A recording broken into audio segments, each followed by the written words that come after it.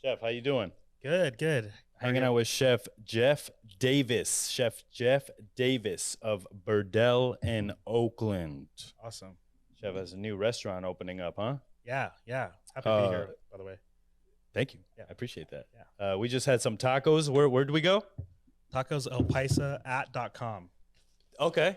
Wait, is that their Instagram handle? No, that's like the name of the place. The name is @.com. And maybe that's, I don't know why it's called that, but maybe I should have said that, and that's Yeah. maybe we got misdirected because of that. Okay, gotcha. Yeah. I went to the other Tacos Paisa. Yeah, and had to come. But even the cooks in there were like, hey, you might mean the other one. And I was telling you, I was like, I would hate to like live in a world where I'm the restaurant constantly telling the people where like, the no, other restaurant is. You're at the wrong place. Yeah, you gotta go to the good it's like, one. fuck that shit, dude. Like, I'm not having any of that. Yeah. So, Totally. Burdell, like, where does that the name come from? Where, tell me about Burdell. So Burdell's the name of my maternal grandmother on my mom's side. She grew up in New Jersey along with my mom. So name comes from her, but it's kind of like gives a little clue in that the restaurant's really about family recipes, family history, a little bit of nostalgia of like going to grandma's house for dinner. Right. So yeah. Awesome. And how long you been in the game? Man, throwing hardballs. Yeah. Like maybe like 15 years. 15 years. Yeah. Okay. Very cool. Yeah. Well, here on Sucio Talk, we take it all the way back. So that's where we're going, Chef. So we're gonna go to the day you were born, baby. I know you just told me, but where were you born? I was born in Pennsylvania. Pennsylvania. A suburb outside of Philly. And moved to California when I was 3. Okay. Why? My dad is a physician and had a job opportunity out here. And Okay. so packed up everything and moved out here. Dope. My dad went to school in California, so like kind of like knew that he would like it out here, and so I grew up in Modesto. Okay. Like 2 hours east of the bay. Got you. How was growing up in Modesto? Modesto's a weird place. It's not a place that, especially now that my parents aren't there, like not a place that I go. Right. It's it was a really fast growing city, especially like during when I was in high school, because people were commuting from there to get into the Bay Area. But when I don't remember this, but when I was 3, it was a really small like farming community. So it just kind of like really grew a lot. Probably like went up 10 times in size over like the 15 years that I was like growing up. So it's it was a really fast growing city. So damn. Yeah. Okay. So you moved to California. So you basically went to school here your whole life. Yeah. Modesto. What were your interests when you were younger? I was always into food, honestly. My grandfather always told me a story of like when I was like 4 or 5, like sitting at the breakfast table with him, and when he was turning his head, like steal bacon or like scrapple off his plate. Yeah. And always like then he'd like realize that was a thing, so he'd like pretend to look away and like then catch me, doing it. So always been into food, and always been into like art. And art in what form? Like drawing stuff, but also like architecture and stuff like that. Okay. And so you sort of had that artist eye early. You noticed things. Yeah, definitely. Yeah. Definitely. And still do, like love that kind of stuff. And my both of my parents being like academics really wanted me to do something in architecture. Right. But just my mom actually told me the story recently, like when I was in high school, I wanted to work in a restaurant, and like my parents had a discussion about it, like, cool, like let's let him do it during the summer, especially when it's super hot. Yeah. He'll hate it, and then like let's drive him away from it. Yeah, exactly. Did they want a doctor? Yeah, like it's something on that, in that range. Right. And, I get that. I loved it. So yeah, I was just kind of. So you're in it. You're immersed. Yeah. Does love that. Yeah. Were you watching any food TV at all, or were you like? Yeah, I mean, you know, as a family, like we always watched Emerald, Yeah. Iron Chef. Yeah. Like we used to sit down and like watch that. So Dope. Okay. my parents are into food, so like, you know, we went out to restaurants a lot. Okay. And so it wasn't hard for them to like. Yeah. Yeah. Yeah. Like I think the first time my mom ever had caviar or anything just like or a wine pairing was at the restaurant at Meadowwood. And when like that was and to me that's how I knew that was a great restaurant, because they understood it. Yeah. And all of like never having eaten caviar, and then she looked at me and she was like, "Oh, like, you know, I understand why you guys like wine so much now.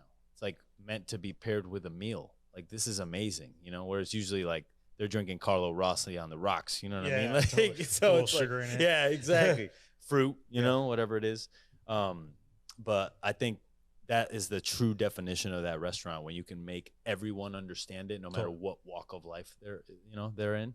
It's kind of crazy. Yeah. So what was your first job?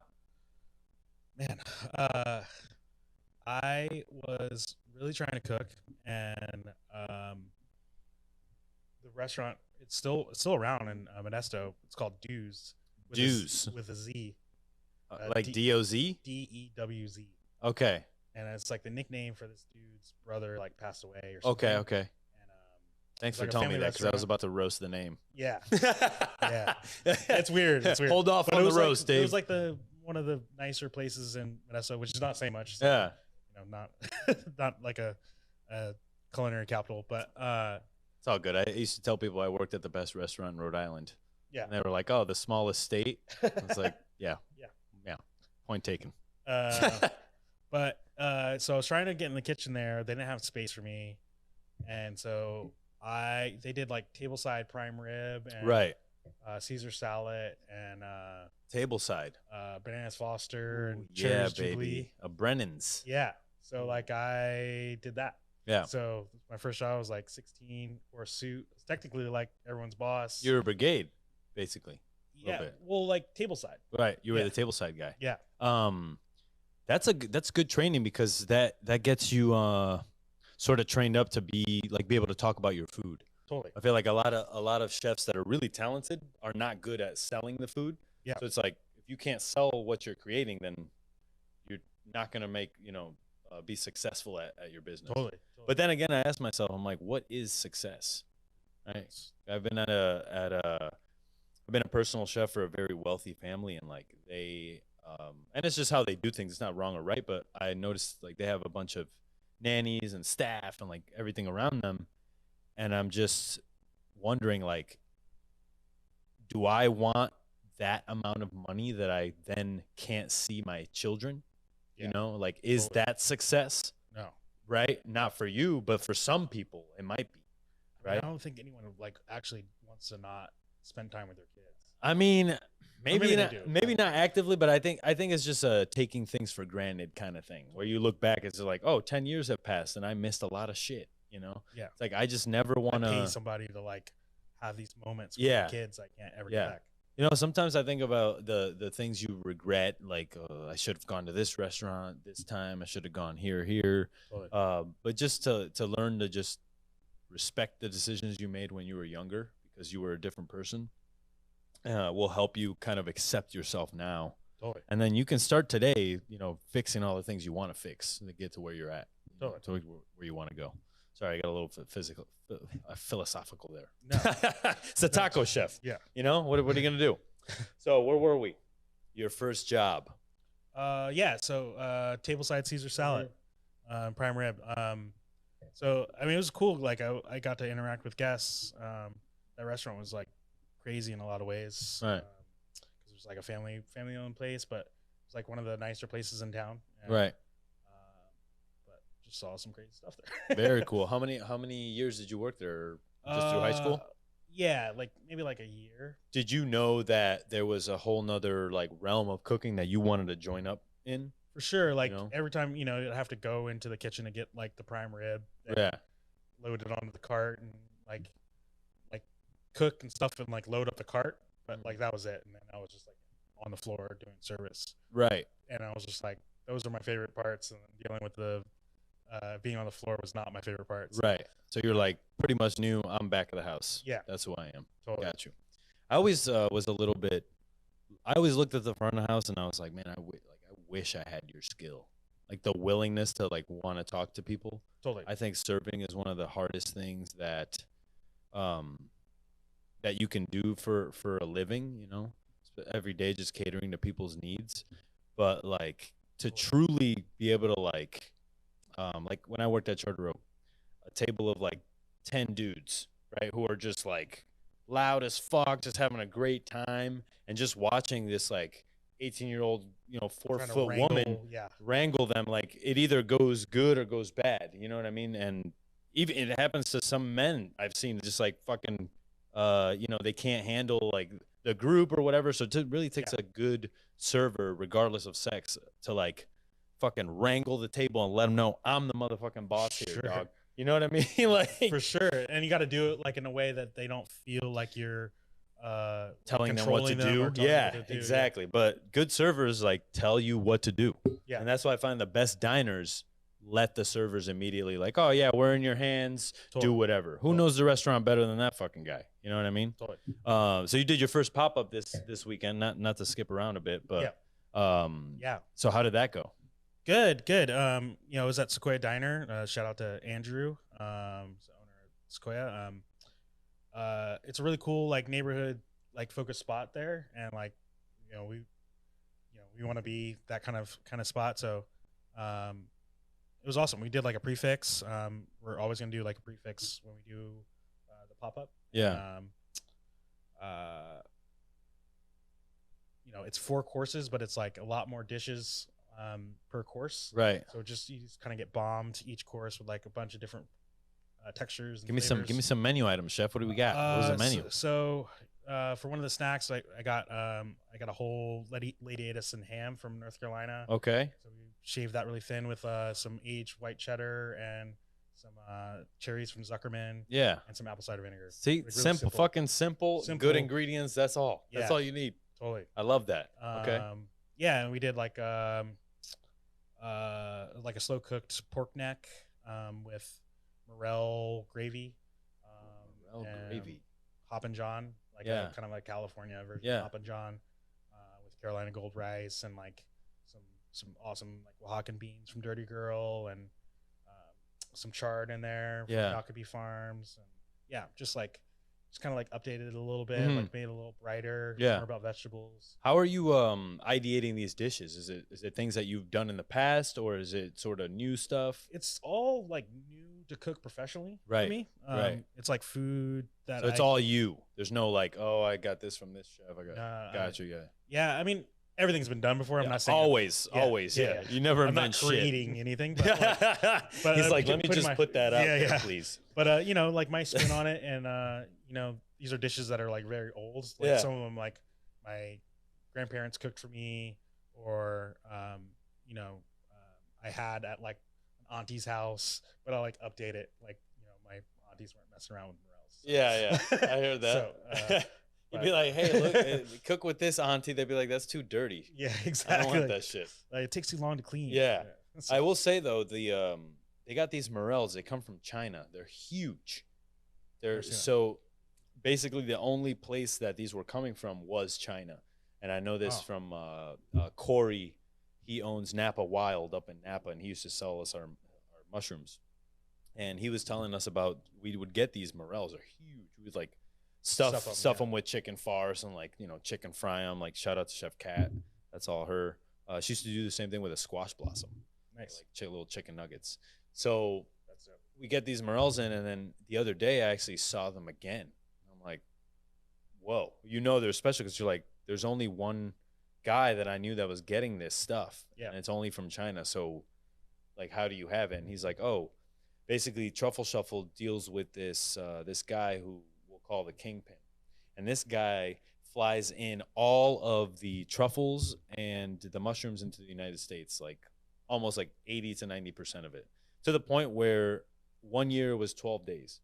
We were going to do this dish that was a whole truffle deep fried into a beignet, right? After having been pressure cooked. Wow. I did not ideate this dish, but I was there when we prepped it and made it, right? Excess. Shout out Chef John, right? Exactly. So at that point, Truffle Shuffle is just starting. I call Jason and I'm like, hey, we need 65 truffles. We need them this size. So he says, all right, let me see what I can do. He calls the Kingpin. Kingpin reroutes flights, changes orders. I mean, shit that was going to Makuni didn't make it, dog. They basically got them all into a central airport, opened all the boxes up, got the fucking 65 truffles into a Ziploc bag, and then shipped it to us.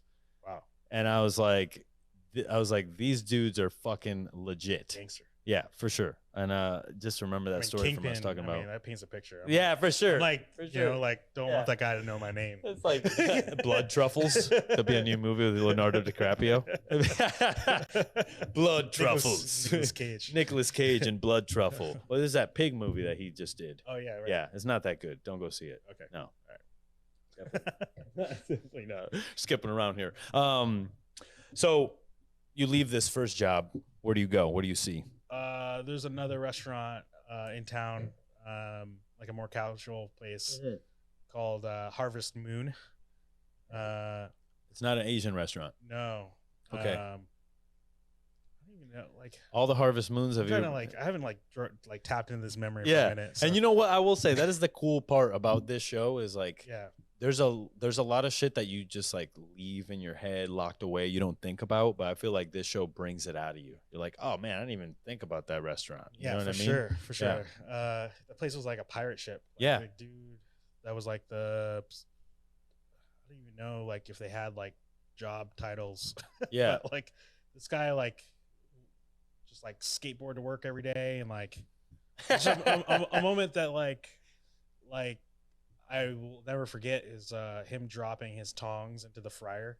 Ooh. And then he was like, looked at me and was like, looked at the fryer, looked at me, and was like, how fast do you think I am? And I was like, wait, what? And he like, before I could even like process it, he dips his arm into a hot fryer to get the tongs. Tempura batter, and then into the fryer. Oh. It was like, because the tempura it's cold. Kind of smart, kind of dumb. Dude, that was. But he got him. Yeah, that's the life we lived, man. Yeah. I mean, shit. That shit was a pirate ship. Like, how long did you stay there? Someone probably had an eye patch. About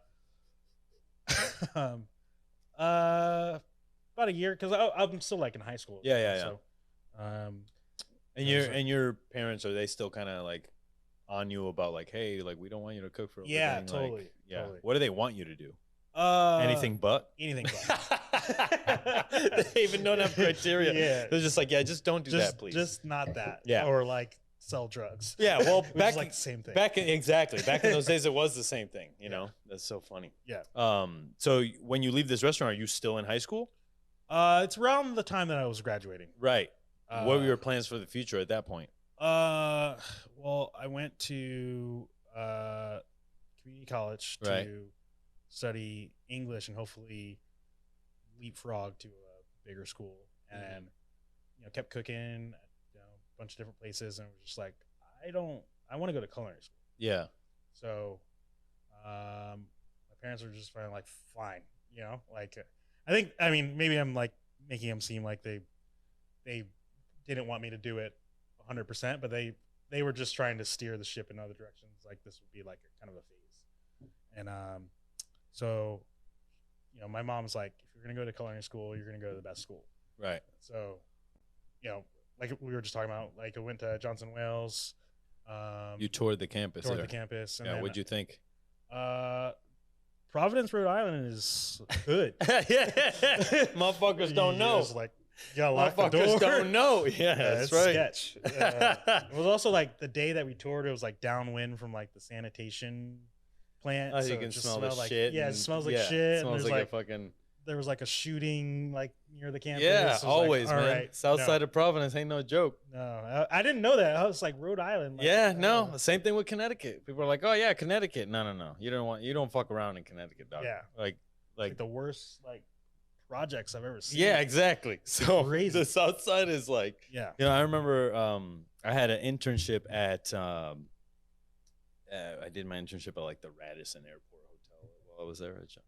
And I used to take the bus. Shout out to the Radisson. Yeah, shout out to the Radisson Airport Hotel. Really give me a good foundation to my cooking experience. So I take this bus, and I'm like, but it only drops you off all the way down at the end of the street called Broad Street. So I'm like, all right, cool. Yeah, I'll just walk up to the apartment. So I did. And then the next day I look on the news, and it's like someone got murdered on Broad Street. And I was like, okay, well, can't walk up that street anymore. You know what I mean? Like, but yeah, that's a common misconception. It's like, no, I mean, I had no idea. Do not I leave still your shit can't even like in wrap the my car. head around it. You know? Like, yeah, it's kind of weird. It's weird. It's weird for sure. But But I didn't go there. My mom was like, no. And so I went to CIA Hyde Park. Right. Yeah. And so I'm sure as soon as they got there, they were like, this is it. Yeah, it's like knockoff Harvard. Yeah, exactly. It is knockoff Harvard. It's like sure. Harvard from Wish.com. It'd be looking like that. Yeah. So, it's majestic. At least it's not an online program. I recently saw that culinary online program. I'm like, what is that? A fucking. I hired a cook that did that. Really? Yeah. Is he good? No. But like I was asking him like how that works. I don't think he was not good because it was online. I think he just like wasn't going to be good no matter what. But right. Like he would like send pictures of like knife cuts into this like email portal to the teacher. He like make dishes and like videotape himself doing it and like take pictures along the way. And I don't know, maybe you Chef, come on. Maybe you can learn that way. I don't know. I mean, dude, at the end of the day, Truffle Shuffle, you teach a 1.5 hour class, and at the end of it, those people have a dish. Yeah. So it's like, you can do it. But I would just say, like that's like sensory. Yeah. And that's like doing immersive. That's like doing barber school online. You know what I'm saying? Like, what the fuck are you doing? Medical school online. Yeah, exactly. That's probably a thing somewhere. That kills me. Yeah. Maybe a Trump culinary school online. Yeah, it's like just read the book. Yeah, like you can do surgery while you. They're probably like, all right, we gave you all the answers to the test on this one, guys. Yeah, fuck that. I actually knew somebody who went to medical school, and I had no idea that like doctors party as hard as chefs do. They even party harder. Like the school would put on fucking parties for them, and I was like, I had no idea. It's like, yeah, because they have to keep you like entertained because all you do all the other time is fucking just study and cry about the fact that you're gonna fail regardless how much you studied. Totally. Fucking crazy. So you go to CIA. How was that experience? What years were you there? I know some people. Jacqueline, Dasha, Kwame. Go to school, Kwame? No, I went before him. Before him, chef? Yeah. Damn. Yeah, I graduated in 08. 08 or 09. I graduated in 07. Okay. Yeah. So we might have been there. Did you go for 4 years? No, I didn't go to CIA. I went to Johnson Wills. Oh, that's right. Yeah. That's right. Yeah. Well, you were in that general area. Yeah. Yeah. So I just because I saw it didn't look any different from where we already lived. So there wasn't any like, oh yeah, this is. It just seemed like the same, you know, because that's what's weird about dangerous areas in the Northeast look like regular neighborhoods. Yeah, it's not like it's like a suburb. No, totally. But it'll be like the most dangerous fucking suburb you've ever been to. In Oakland, you can tell. Exactly. Like the quality of the roads quickly changes. Exactly. And you're like, quality of the roads. And then you'll see like a really nice Dodge Challenger. Yeah. Nobody fucks with it. All the other cars around it are shit and their windows are busted out. I'm like, that guy's the one that sells the drugs. Yeah, 100%. I took my car to get washed today, and I think I saw that guy. Yeah, you probably did. He was like good for him. You got to peeling off the money. You got to serve it, baby. Yeah. You got to hustle. I'm not even mad at him. Yeah. So how long were you at the CIA? 2 years? Like 2.5 because I actually stayed on my internship like longer than prescribed. What was your internship? Dry Creek Kitchen in Healdsburg. How did you stay in your internship longer, and also why Healdsburg from New York? Because it's back in California. Okay. Yeah, I just want to be out of there. But like I'm just saying, you lived in Modesto. From Modesto to Healdsburg, there's space. All this like crazy ass restaurants. What made you go to the Dry Creek? Or was it just on the list? It was it's a list. I think it was on the list. It's all right, dude. I did my fucking internship at Radisson Airport Hotel. All right. So Shout out to Radisson. Yeah. Shout out to Radisson. Second time. I think it must have been on the list. I can't think of any other reason. But I was into the food at the time that they were doing there. Okay. It's Charlie Palmer restaurant, and he was, especially in 07 or whenever this was, he was a lot more relevant, and like he had like a bunch of restaurants like in New York too, and he's an alum of CIA, so you guys heard about him a lot, and you were like, this is the guy. Okay. How long, why did you stay there longer? I really liked it. Yeah. I really liked the chef that was the CDC at the time. So did it work through your school where they knew you were staying longer, or did you just stay past the trimester? Because like all the classes are, I can't remember, I think it's like 3 weeks or something.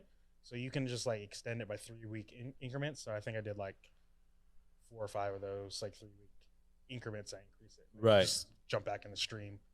Yeah. Cool, man. Yeah. Hell yeah. Hell yeah. So, how long total then? 1 year? A little bit over a year. No, I think it's supposed to be like 6 months, 4 right? months or something. Yeah. Or 4 or 5 months. Right. I stayed like 6 or something. Okay. 6 or 7. Yeah. Heard that. Yeah. Is that place still there? Yeah. Okay. Yeah. Same chef? No. Okay. So it's one of those like just the owners own it and they just. Yeah, like I don't even know if like Charlie he used to live in Healdsburg. Okay. So, like that was like his like base. Like he had like a really nice house out in the valley, and then he was there primarily. But he's like opened a spot in Napa, so he might be like in Napa now. Right. What's it called? It's a hotel. I think he's like part of the hotel itself. I think it's called Archer or something. Oh shit! For real? I think that's him. The Archer Hotel. Yeah. That's a pretty big fucking hotel in Napa. Yeah. Damn, that's like right in the downtown area. I mean, at the time that I was interning there. It's maybe a stretch. Interning there, he had like 15, 20 restaurants. Really? Yeah, he was like low key, but they're like in low key places. Yeah. But he had like Oriole in New York. That's like his flagship, his original restaurant. Okay, got you. Okay, so he comes from that school. Yeah. The dude's just opening restaurants that are world renowned all over the U.S. Yeah. Good for him. Yeah, he was crushing. I mean, it's definitely like old school style. But you know, I think like he probably peaked, you know, like 2004 or something like that. So he was still riding on that in 07, 06 or 07 when that went. You know, that's something that I also look at as a chef. Is there like nobody's meant to be on top forever? No. You know what I'm saying? And I feel like sometimes too, people open restaurants and they're like, this needs forever. Yeah, like I think restaurants would better serve if they closed after 10 years. Totally. Like that was it. Like that's a plan. Yeah, like not that like, is the plan. Not like, oh shit, we're closed. Like, let's scramble. You know what I mean? It's like fuck it. Just ride that wave and then do it again. And then do something else. Yeah. And I learned that through the guy I worked for, personal chefing, because he lived his life in 8-year increments. And he's like, badass dude. Yeah, he'd be like, so I got tired of doing that, so I just went to race boats. And I'm like, well, how'd you get into racing boats? And he's like, well, I went to go buy a yacht. And I told the guy, I was like, I don't want anybody to pass me. So they gave him this baller racing yacht. And he's like, what happens when you buy a racing yacht is people hit you up and say, hey, do you want to race your boat? And basically that's how he got into it. Oh, crazy. And then at the end of it, I'm like, okay, so you don't do that anymore. Like, why did you leave it? He's like, God, I was done with it. Like, that's it. And I'm like, that's such a good idea. He gets like married. Yeah, because then you can be excited about shit again. You know, I feel like that's the biggest problem we have is we feel like we need to do shit forever. Oh, that's the worst. Like, you know? Like people, I know tons of people that like they're in the restaurant and they like hate their lives. Yeah. And they're just like trying to keep it going. It's like, I don't like, just stop doing that if it's not making you happy. Yeah. Something that Andres said on the panel is, you know, like we come from the school of these old school chefs who burn themselves out and are unhappy. And it's like, when are we going to stop that cycle? Why do we think it's like the way to be? It's like, bro, I'm trying to be a happy chef out here, a fit chef, not like, you know, depressed, divorced because I cared about a restaurant more than the people around me or around it, you know?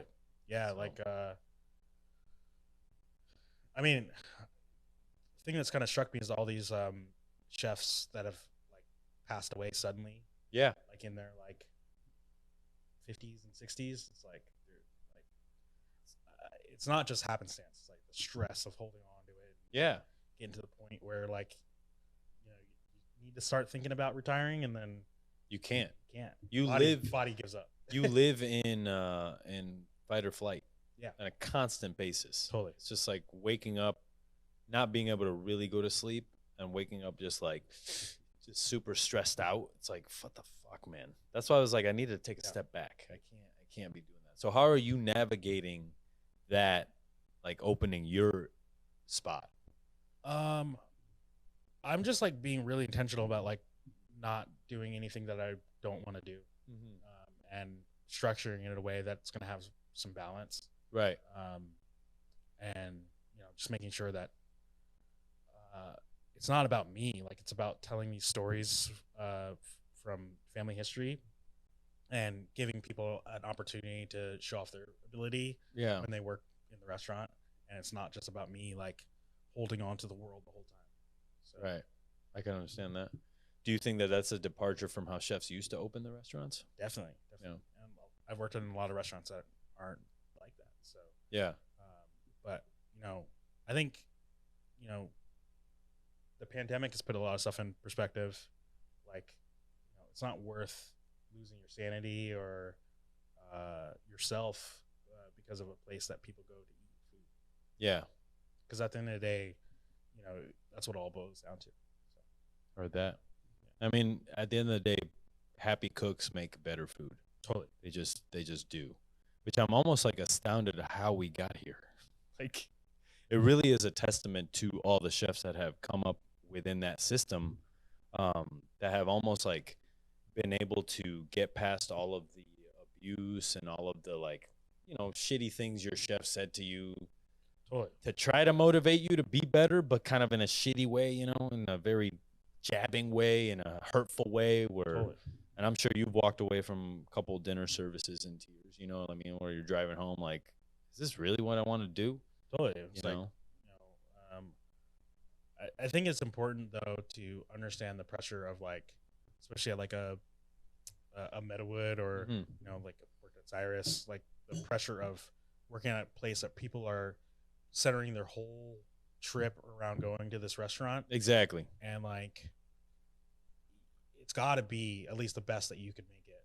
And so I understand that pressure, but I think that it just takes a lot more work, and you just have to be a lot more thoughtful about making it in a way that where you have that pressure, but it comes from within the cooks. Right. To want to be better. Want to be better. Exactly. And want to like understand the gravity of, like, these people are spending hundreds of dollars to be here. $100 of their hard-earned money. Here. Yeah. That was the craziest part about Meadowood, is you would see some people roll in and you could they're well off. They're all good. This is just, you know what I mean? Yeah. And then there's definitely those other people that are, you know, saved all year long to come here. Their anniversary, and like you birthday. You know, you better not fuck that up. You know what I'm saying? Like, you better not fuck it up. So there's a lot of that shit that goes down. Yeah, totally. And it's good stress to have. Totally. Because, like, how are you going to be a champion if you don't feel championship stress? Totally. You know? It's important. Yeah. I was telling you earlier about, you know, scouting cooks, scouting young talent early. And really, like, because I think that that's what basically carried the talents along. It was the greatest cooks and chefs that I know come from a school of, like, that chef that they worked for calling the other chef and be like, no, you need to give this guy an opportunity. Like, he's the one. And I think there's like also like an awareness that needs to be like more prevalent of, like, this restaurant, like my restaurant or whatever, is not the place for you, but you should go learn from this guy. Or I've taught you everything that I can really teach you. Yes. Here. Like, let me call my homie. You should go work there for a couple of years and learn. And then, like, that guy should do the same thing at the end of their time there. Yeah. Like, I think that everyone's just, like, holding on to so much stuff that they can't even, like, view the cooks, especially when I was coming up, like, view the cooks as people. It's almost like a racehorse that you ride till it, like, falls over, and then it's like, all right, get another horse. Yeah, exactly. No, I hear you. Yeah. And you feel used and abused after that. Yeah. You're like, man, did they like even a horse just died really under love me? Yeah. You know what I mean? Like, yeah. you're just like, what the fuck? I feel like a lot of us are in that position. The feeling of like, man, I put a lot of effort into this business and it didn't give me back what I put in. You know, it's crazy. I mean, it's like the pay is a thing too. You can't charge everybody $500 a dinner. No, totally. You know, it's a delicate balance. It's insane. You know, especially like rising costs of the everything. rising costs. Yeah, for sure. So for sure. it's a tough game, and I think there's definitely, like, after the pandemic, I think there's a lot less people entering that stream now, and or wanting to stay in it. I think that we need to, like, it seemed like the beginning of the pandemic, it was like some rumblings about, like, we're going to talk about how we structure this industry and, like, change it up. And then it was just like, once it came back, we're right back to normal. Yeah. Right back to the same shit. Yeah, exactly. It's like, I'm tired of that shit. Yeah. Like, we talk about all this change. We have debates. We fucking do podcasts, whatever it is. And it's like, totally. But what are you doing actively, structurally, to help that? Structurally in your business? That's why we need to look at it, like, exactly, very deeply. And I think that's what gives, Sucio Talk and you the autonomy to be able to change the food world. That's what I'm looking into. Like, who's actually doing things, totally. But it's hard to do things in this world because, again, so many rules. You got to have this certification if you want to do this, and you need this if you want to do this. And it's like, fuck, man. Like, I mean, kind of like to go further on that, like, Burdell is a restaurant that I think it's going to change some things because of how it positions itself to tell this story that hasn't really been told before. Like, telling the story of, like, Black food, of migrations, like Black people in cities. My grandparents migrated to up north in Philly and New Jersey, and, like, I think we need to rewrite, like, what is, like, American food and what is California food, because California food is always, like, this, like, vaguely European, vaguely French. Pizza is now California cuisine, and it's like, why can't it just be American stuff? Like, exactly, actual American food. So I mean, I think about that a lot too, like, both, like, the structure of restaurants and making it sustainable for cooks, and, like, showing off these young talents that are coming up, but also, like, telling the story that hasn't been told before too. There's also a lot of young kids sort of making more money within the food industry than, like, the real ones, the ones that have put in the time. And I don't know where we go from that. I also don't like to take things away from anybody, because, like, if you got yourself a TikTok following and you cook some food, like, God bless you, whatever. But I just feel bad looking at my peers that have spent years, honing their craft, and they have nowhere to exercise that craft, because totally. I mean, it's so hard to open a restaurant nowadays. Like, now you need $1 million if you're going to open anything, Totally. It's like, what the fuck? Like, right out the gate, Totally. Like, so it's crazy. I mean, it's been a long road for me, like, to open something and get even, like, closer to it, because I just, it's a lot of money, first and foremost, but also, like, I had just a lot of stuff going on in my life, and I'm happy that I didn't do it earlier. Like, kind of, like, dodge pandemic, dodge some other stuff going on in my life, and so, like, it's tough, but it's definitely, like, we're in a now culture, so, like, people cook for 2 years and they want to be a sous chef. And people, the pandemic kind of brought out a lot of, like, cool, like, I'm okay at cooking, like, I'm gonna start my own business because, like, that's the only way I can do the thing. But it's like, you really can't go back from that. Like, no, you can't. You can, but, like, you're not gonna go back and be a line cook. And I think there's part of it too is, like, the pressure of living in the Bay Area where it's so expensive. Like, you need to make a certain amount of money to, like, really be comfortable living here. So, like, a quick path to that is, like, do your own thing, even if you're not ready, even if you don't have a story to tell, even if you X, Y, Z. So. Right. In your opinion, does a good chef need to be a good line cook? Yes. I mean, you have to be able to know the mechanics, right, to be a chef. I think you should be able to do everyone's job in the building. Got you. In some capacity. 100. Maybe not the best, yeah, but you can at least be willing to and able. I will say it's definitely it's a craft, and like if you don't practice that craft, you aren't good at it. Yeah. So it's like, you know, Sure.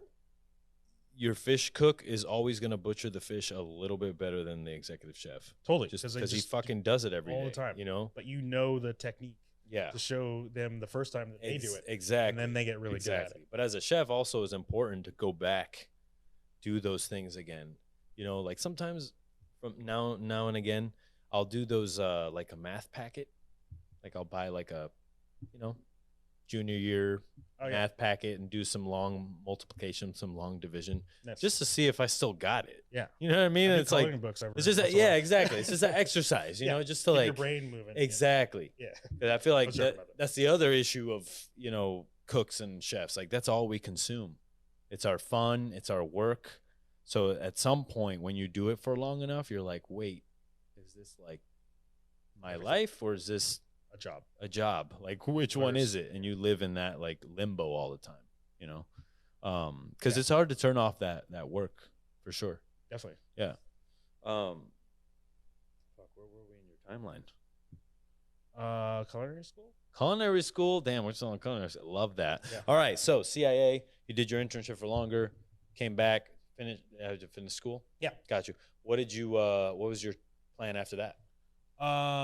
So the chef that was the chef on my internship was the executive sous chef at Aqua. Right. And so he basically brought me on to that team. Okay. So I moved to San Francisco and started working at Aqua. So, How would you go in there as? A garde cook. Okay. Yeah. And There's Aqua's 3 garde cooks at that restaurant. Oh, okay. Big restaurant. Big restaurant. How many covers? 250. 250 for dinner 2 and Michelin lunch? Stars. No, just for dinner. 2 Michelin stars. They still open? No, it's closed. Okay. When did it close? Pre-pandemic? Oh yeah. Long time ago. 10 years. Got you. Yeah. Okay. 3 garde cooks. How many hotline cooks? 6. Yeah. 7, About 7. yeah. Plus like a floating sous chef. Yeah. 2 expos. Ooh, big place for 250 covers. 2 Michelin stars. So it was okay. So it was yeah. Tasting menu? There was an option, but there was also a la carte. A la carte. Okay. What was like this? What was the restaurant concept like? What was the food? What was the? I mean, Aqua was like a legendary place. That's like where like Michael Mina got to start. Okay. And George Marone back in the day. Mm-hmm. You know, I think it opened in like 92 or 93, something like that. Okay. And fish restaurant. You know, like definitely like globally inspired dishes. A lot of refinement there, but like just volume. Yeah. Too. So it's kind of restaurant that, I mean, it closed, you know, 2 years after I left. It's the kind of restaurant where it couldn't exist now. You know, $150, $200 a head check average. You know, Yeah. like, you know, 15 years ago. So like, adjust it for inflation. It's like, you know, it's just the kind of restaurant that just wouldn't exist for a la carte. You know? Yeah. I guess maybe like Angler is kind of like a good. Okay. But you know, it wasn't. I could see that. Yeah. Angler is definitely one of those restaurants that influenced a generation of restaurants here in the Bay. Definitely. For sure. Yeah. I'd see a lot of their influence. But honestly, all of that goes back to that restaurant. I always forget the name of it. It's the one with the drawers. It's the first one ever. In Copenhagen? Yeah. Relay. Exactly. Yeah. Relay was the first like restaurant of that kind. You know? Yeah. And I never got to go there. Fucking shame. But you know, that's where Charter Oak and like Angler and like all these places that open that were like that fire cooking. Yeah. You know? Yeah. And I don't think, again, and this is why I make the show, because I don't think a lot of chefs say that. I don't think a lot of chefs are like, yeah, that place is like this place. Because if you say that, it's like even more like that place is like my place. Exactly. They're like, oh yeah, they took like, but why can't we be happy about that? You know, before you always used to be like, you see these fucking guys on Instagram doing my dish. It's like, Who cares? yeah, It's who not gives yours. a fuck? Yeah, it's not yours. It's like, I think that we're coming away from that because I used to be that way. Oh, my dish on the menu, my dish, and it's like it's not your dish. Nothing is new. Yeah, once you give it to the restaurant, though, it's the restaurant's dish. That's Totally. it. It's no longer yours. Totally. Might have been around for the ideation, but I'll tell my friends, but like I'm not gonna. Exactly. Yeah, at the table, like, I invented this shit. But they didn't have this before me. You know that's funny. Yeah. How long did you work at Aqua? About a year. Okay. The paycheck started to get a little flaky, and I bounced as well. That's probably why they closed, Chef. Yeah. Damn. Yeah. I mean, when you're, $220,000 in the hole on linen, it's not a very like. It's not well run. Yeah. Well, I mean, it's just a restaurant that had its moment, had its heyday. It was like the .com restaurant. Mm-hmm. Late 90s, early 2000s was like the peak of it, and it was just like, just people just newly have a lot of money just going to like the finest seafood restaurant in the city. Right, just because it costs a lot. The 2008 economic downturn was not friendly to that restaurant. Mm-hmm. It's like everybody's now suddenly concerned about money and not spending $1,000 at lunch. So, right. That's why that restaurant existed. So I think so I don't think they ever recovered from that because it started to get better in like 2010,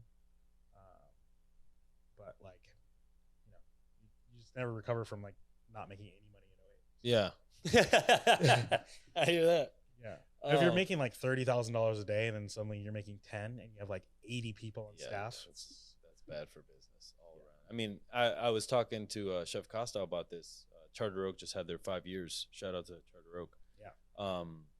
And he was saying, I was telling him, I was like, a restaurant isn't 100% if it's not at 100%. So like, if you don't have all of the seats filled, if you don't have all of the positions filled, it's almost like it's not. It's like a movie without the stars. Yeah, it's like if the Warriors play without Clay. Exactly. Like it's gonna be like it's okay, but it's not. Yeah. So those are the things that are like we need those things for the place to beat. Great. Exactly. So you worked at Aqua. Where'd you go after that? The 5th floor. Okay. Well, and I'll ask you this: old school place. Did you ideate going to this place before you left Aqua? Like while you were there, you were like, if I fail here, I will go here. As a safety net, or was it just like, oh, I need a job, let's go? Yeah, I was like, I staged at a bunch of different places, and that was just the one that like really spoke to me. And that restaurant during that time period was really special. It's like really funny because like I feel like restaurants have that like window. I mean, obviously the great like long-term restaurants have like a bigger window. Yeah, exactly. So maybe the level's not quite as high, but they stay consistent. Yeah. But that moment at the 5th floor was like crazy. Yeah. Jenny Lorenzo was the chef. I don't even think she cooks Jenny anymore. Lorenzo. She doesn't cook anymore? Yeah, but she like came up under Gordon Ramsay. Oh, wow. Like, One Hospital Road. Okay. And like she was very intense, but like her food was like very particular. Like we were like plating with rulers, and like she was just like very, very, very particular about everything. Comes from that school. Yeah, I remember going to work and they were like, yeah, you need a ruler too. Be like, excuse me? Yeah. Like so and that it's very not San Francisco. Yeah. Especially at that time. Like everyone was like a little bit more chill. Yeah. Even at like higher end places. So I don't know, I just wanted to like work there and get in the door. Yeah. Got you. So what was the makeup of the kitchen there at the 5th floor? Smaller team for sure. But 4 people on the hotline, 2 Parmesan J's. Right. And a pastry plater. Pastry plater. I like that. Yeah. Doesn't have to shuck oysters, probably. Yeah. No. The oyster pastry station will still forever for me be that. That's the station. First station. What the fuck are we doing here, guys? The first station I worked at. Turn around shucking oysters and then plating desserts. And you're like, you're not washing your hands. No, you're not. Like you just wipe it on the towel. Yeah. Keep going. Yeah. We're just being real people. That's what happens. You know what I mean? You want your food on time or not? No, that was a station. No, actually, I guess that wasn't a station. There was a pastry plater, but yeah, I've definitely seen that. Yeah. And then how long were you there? About a year. year. Yeah. Did you make it past? What stations did you work? So I worked hot apps. I worked entremet, and then I worked protein, which is like both meat and fish. Okay. Just one cook. That's the best meat station when you cook both proteins. Yeah. It's like there's no other like. But you don't have to worry about any of your sides. You just cook meat. Yeah. I've never been in that situation. I've only cooked meat where I have to do everything. Yeah. So it's like, yeah, it's like the sauce, a little bit of garnish. Yeah. You know, because the veg guy was fucking buried, so it'd be like you have to take some garnish or else you're going down. Yeah. You know? Together, like in a tandem. Yeah, yeah. And you just watch it happening. You're like, you okay over there? Like, no. You're like, yeah. Yeah. No. So was it actually on the 5th floor? Yeah. Okay. Which is kind of funny because like people got lost in the hotel. Yeah, really? In the restaurant, it's like it's in the name, bro. Yeah, exactly. Just go to the 5th floor, start walking around. You might find it. Yeah. You know, it was like the whole 5th floor. Yeah. And then when you left there, was any bad blood or anything, or were you able to just kind of leave? No problem? You know, it's especially at that time. I feel like everyone was just kind of mad if you wanted to leave. Restaurants were hard to leave. Yeah. What year was that? 2010. 2010. Yeah, that was still we were still in the old school kind of where it was like, yeah, you want to go do what? Yeah. It's like, what do you think you're better than us? That restaurant sucks. Yeah, exactly. There's a lot of hate going on in the industry at that time. For sure. Like when I left Aqua, like one of the sous chefs that wrote the schedule, like after my last day, like he put like 5th floor. Like, you know, like I didn't tell everybody where I was going, but like, yeah, it's like, cool, man. The fucking, like on the schedule. Yo, come on, like, man. I was like, trying to make you feel bad for shit. It's like chill out. Again, it's like how many greats would we have at something if we just fucking let people be instead of putting them down all the time? Like, you need to do this and you need to, you know, it's like, fuck off. Nothing's forever, especially a job. Definitely not. Definitely not. When you're working 6 hours for free every day, you know? Yeah. So hear that shit? Yeah. Oh, streets of Oakland outside. I hope that makes it on the podcast. It's like I specifically got this place so there would be no interruption to the noise. That was really loud. Yeah, that's what I'm saying. It's like it was in here. Also, Chef, a train passes right here. This road. Well, hopefully not now. Yeah, it's kind of crazy. It's like because we have none of those barriers. Yeah. So it's just a fucking train like that I can go touch if I wanted to. Yeah, the street is shaking. It's like squealing. I'll show you the train tracks after. It's like literally in the pavement. It's kind of crazy. So the 5th floor, after you worked there, where do you go? One of the cooks had left and gone to Healdsburg to work at Cyrus. Okay. And so he was like, yo, they need people up here. Right. I got a spot. You're probably tired of living in the city at that point. And I'm like, I've already been in Healdsburg. Yeah. I like Healdsburg. Oh, yeah. That's beautiful up there. Okay. So you go there? So I go there. You have to stage for your job or just yeah. like a given? Yeah, for sure. Okay. It's funny because I think these days, oh no, you know, everybody needs cooks no, so the cooks badly. Are interviewing. Like, just come on, yeah, please. If you like us, yeah, we like you. Yeah. Which is another thing that I've come to realize. There's a lot of restaurants and places that romanticize the job. They romanticize what it is to work there. They show you the farm. They show you all the best parts about it. But I don't know, man. I think there's better training in showing you all the worst parts about it. Like, this is as bad as it can get. Totally. Other than that, we good. It's like, well, the sous chef will punch you in the leg. Yeah, exactly. Yeah. It's like, no. I think we need to start making motherfuckers do push-ups. Yeah. That's what we need to do. Get ourselves harder out here. Stay hard like David Goggins. Where the fuck were we? Yeah, Cyrus. I feel like that's the name of this episode. Yeah. That's the name of my life, Chef. Where the fuck am I? Cyrus. So what was the food there like? I never went. You know, it was 2 stars at the time. Was single thread there? No. In the neighborhood? No. Okay. No. So the only 2-star in Healdsburg, the only Michelin stars in Healdsburg. Only Michelin stars. Yeah, only Michelin stars in Healdsburg, I think. Got you. And yeah, it was a special place. Like, definitely like. Who was the chef? Douglas Keene. Douglas Keene. Where's he now? He's opening Cyrus 2.0 soon. Ooh, Okay, where? He, like, Hillsburg? I think it's in Geyserville.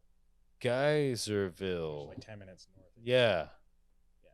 Weird. I think he has like this weird non-compete with the people who bought the Cyrus space. Right. So he has to be like a certain number of miles away or something. And I think he's, Geyserville. like, yeah. I feel like for some reason, Sebastopol, Santa Rosa, like all that area is kind of coming up in food. Yeah. That whole like slowly. Yeah. you got slowly. Yeah. But they're getting there. Definitely. I mean, Sebastopol has that Well, little. there's like so many, especially like I think single thread even more so. Like there's so many people that have done the track there, and then now you live in Healdsburg. Yeah. And it's like, okay, what am I going to move back to the city or a city, or can I do something up here where there's like, it's cheaper to do business up there. Yeah. So, That's what I was gonna say. I think back in the day, it was easy for a chef to come out open a restaurant because restaurants cost $200,000, $100,000. Now it's like $1 million. But I guess with inflation, is that the same cost as today? I don't know. I'm not a mathematician, chef. I just cook food. It's exponentially more money. All right. It's crazy. It's nuts what you need nowadays, especially with all the permits and all the red tape you gotta go through. Totally. You know. Totally. Yeah, it's crazy. Damn. So Cyrus, how long did you stay there? A little less than a year. Why? It was just like a very bro-y culture, and Healdsburg's a weird place. I think it's a little different now, but like it's very seasonal, and being hourly and being someone that you get there at 11, something like that, and clock in at 3, and if you start getting cut during the winter when it's slow, like there was a period where I made I had like a $700 paycheck. Yeah. And I was like, for 2 weeks. 2 weeks. Yeah. And it's like, dude, I can't do it. So it got tough, and then like you get screamed at, and it was just like, dude, You're not gonna get roasted for that much money. Yeah. Yeah. You're gonna have to pay me a little more if you want to roast me, sir. Yeah. Just like physical abuse costs more. Yeah, totally. And so, yeah, it was just I just decided that like I didn't want to do that anymore, and I actually like bigger picture like didn't want to do that level of food like cooking anymore, like at that kind of place. Right. It just you look out in the dining room, there's no one that looks like me. Mm-hmm. You look around the back of the house, there's no one that looks like me, and I felt like a fucking alien there. It's just like, and then getting, I learned a lot, and all the staff like respected me, but it's like getting roasted and then also not being able to pay my bills. Yeah. And it's like, I want to get roasted. I want to get better. I want to learn respectfully, but like, being in a position where like you can't pay your rent and like you're trying to figure shit out. And there used to be a strong culture of chefs who went to places to get roasted. Yeah, for sure. And get yelled at, get like fucking like everything. I mean, I think those people do like CrossFit now. But like, yeah, exactly. Like, it's easier. They pay for that. Exactly. It's like I wouldn't have gotten as good as I got if I didn't go to places that did that. It's just my like, you go there to get roasted, So it's like I feel like we still need those restaurants. Definitely. We just need to figure out how to do it with respect. Exactly. So respectfully aggressive. Intense of the moment, but respect. Yeah. And like I have had some chefs that like, it's like, yeah, exactly. It's like you're getting roasted, everything's good, and then he's like, your mother's a whore, and you're like, excuse me, like, wait, because I fucked up the soup, like I don't, you know what I mean, like. Yeah, we need to bring my mama. Yeah, exactly. So it's like, let's slow down with that. No, that's a real thing. Yeah, unfortunately, it's a real thing. Like, there's a sous chef that would burn you. Yeah, exactly. It's like keep the spoon on the stove and why? Come by. Yeah, exactly. Why are you burning me? Why? Yeah. So, it's just it just made me like really take a step back and be like, why do I want to like go through all this stress for like people that I don't even like eat here? Like I don't even like the people that eat here. Yes. That's something that got me too at Meadowwood a little bit. Yeah. It's not everyone, then they certainly don't like me, Yeah. Or, I don't want to pigeonhole everybody that goes there, but like, it's just like generally, nobody that looks like me goes to eat there. Nobody that looks like me works there. Yeah. And it's just like, it felt like an alien. Mm-hmm. So I just didn't want to be kind of a cog in that. Yeah. And get yelled at. So yeah, fuck that. So you left, and where did you have anywhere in mind? So that restaurant was like important because I met a lot of people that I'm really close friends with to this day. I was actually just up in Seattle seeing a buddy that moved back up where he grew up, and just have like lifetime friends with people. And I knew I wanted to stay in Healdsburg, and the restaurant was cool because of all the people, but also like the kitchen could be part of the tasting group, the wine tasting group that the front of the house put together. So I got really interested in wine, and so I started working at Unti Vineyards in Dry Creek Valley, which is maybe like 10-minute drive outside of Healdsburg. And just really, it's a really awesome winery, family run, and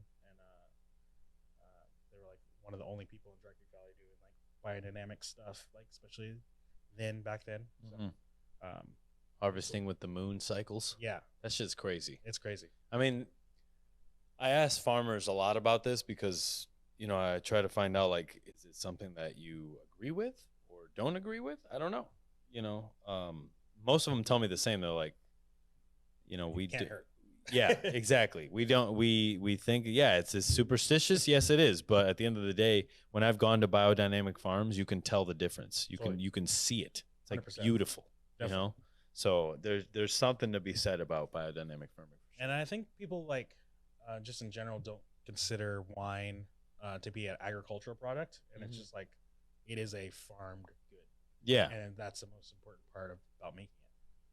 So that was really, it was a cool experience, and I'm definitely like, it was a cool winery because they would sit everybody down and taste the wine that they're trying to achieve in Dry Creek Valley, like the European wine that they're trying to achieve, like the benchmark wine. And so got exposed to a lot of stuff. Yeah. And at all during this time, did you miss the kitchen where you're like, yeah. But I was doing something else that I really liked too. So, but I wanted to get back into it for sure. And what was your first sort of jump into trying to get back into it? I'm trying to remember. Around this time, I moved to Napa. One of my buddies that actually came up after me to Cyrus from the city that I worked with at Aqua. Yeah. He got a job at the laundry, and what's his name? Alex Pitts. Yeah, he now makes wine. It's part of the Cyrus tasting group, getting everybody super into wine. Marty worked there with us too. Oh, Marty Winters. Yeah. Shout out Marty Winters. Shout out Marty Winters. Worked with him at Meadowood for a long time. Yeah, so I mean, he was a cook. Yeah. With us, and yeah. Came Assam. Yeah. So I mean, it kind of planted that seed in all of us, I think. Killing the game. Yeah. That guy. Yeah. He reminds me of that. Alex is Marty's partner at his winery. Oh, no way. Okay. Got you. Okay. Yeah. Where is that winery? Berkeley, 4th Street. Ah. Yeah. Right. Yeah. I gotta go check. They make pizza. It's really good. Do pizza. they? Yeah. I gotta hit up Marty I don't know Winters. if they're doing it right now, but I don't want to give a plug that you can't, finish. But everyone go to this pizza thing. There's pizza thing there. Yeah. Just ask Marty Winters. If there's no pizza, it's Marty Winters' fault. Everybody, just please. But yeah, so I was commuting over the hill from Napa to UT still, and then started working at the farm at Canaris Inn. And the farm, the restaurant. Yeah. Okay. Yeah. Not the actual farm. Yeah. But there was an actual farm. Yeah. The Carneros was dope. The what's that diner there? Boonfly. Boonfly. Yeah. The donuts. Yo. It's pretty good. Yo, I used to have this Underrated. server, absent-minded server, because I used to order the donuts every time I came there. He would forget them every fucking time. And I'd be like, look, man. Yeah. And I'd be like, hey, man. Where are my donuts? Where are those donuts at? And he's like, sir, you did not order the donuts, but let me put them in for you. And I was like, you said that to me fucking last week. So. Yeah, the place was good. And like farm was, you know, even at the time was like a little bit of a dated concept, but like having that farm on property, you could just walk and go grab. Oh yeah, I forgot this. Yeah. Because I've had to drive over the bridge from Meadowood to go to the farm and go cut some stuff down. Like during service. Yeah. Yeah. Oh, wait, Sean Brock tells me in the morning, he's like, I need this harvested from the garden. I'm like, there's no gardeners right now. Like, what am I going to do? Tell Sean Brock no? No. You just go harvest it. Come back. So, I mean, that restaurant was, you know, it's a hotel restaurant, but definitely like, it was a cool place. And then I started, I moved to Oakland with now my ex-wife, but I was commuting up to Napa, and that got old really fast. I bet, yeah. Commuting from Oakland to Napa, you crazy?